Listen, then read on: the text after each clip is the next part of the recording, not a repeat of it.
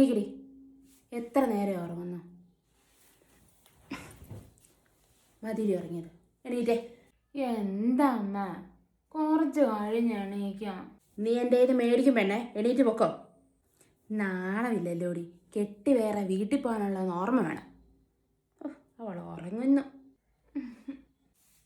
എന്താ അപ്പം അവൻ കിടക്കുന്നതോ? അവൻ എണീറ്റില്ലല്ലോ ഇതുവരെയായിട്ട്.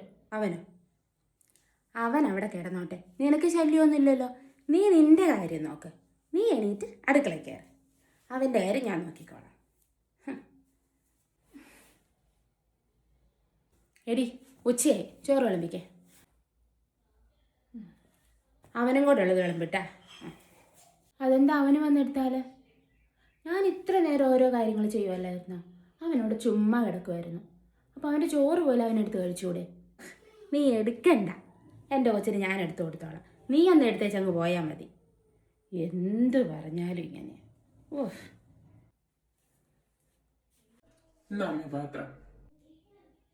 ഞാൻ കഴിയല്ലേ. പാത്രമെങ്കിലും സ്വന്തം അവൻ കഴുകി വെച്ചോട്ടെ. നിനക്ക് എന്താടി? നീ എന്തിനാടി ഇപ്പോൾ ചെക്കൻ്റെ മൈക്കിട്ട് തരുന്നേ?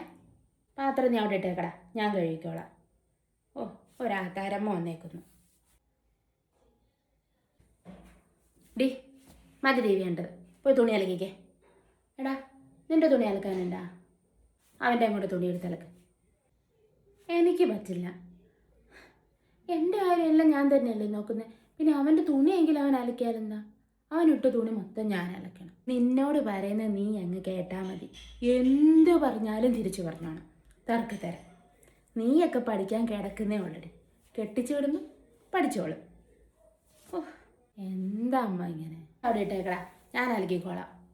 അവളുടെ കയ്യിലെ വളി ഉരിപ്പോവല്ലോ നിൻ്റെയും കൂടെ അലക്കിയാൽ. നിന്നെയൊക്കെ ആണല്ലോടി ഞാൻ വളർത്തുന്നത്. ഒരു ഉപകാരമില്ലാത്ത സാധനം.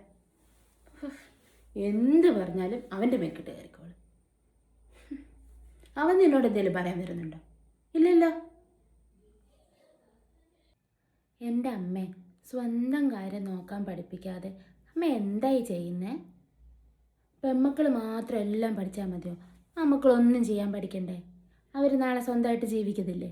എന്നും അമ്മ ഉണ്ടാവും ഇങ്ങനെ ചെയ്തു കൊടുക്കാൻ. ഞാൻ പറയുമ്പോൾ ഞാൻ തെറ്റുകാരി, അഹങ്കാരി അല്ലേ? കഷ്ടം. ഇതൊക്കെ നിങ്ങളിനി എപ്പോഴാണ് മനസ്സിലാക്കുക?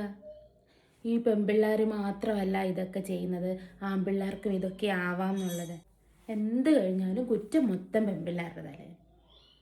ഒന്നും പറയാൻ പാടില്ല, പറയണ അങ്ങ് അനുസരിച്ചോണം. ഇവർക്കിതൊന്നും വേണ്ട.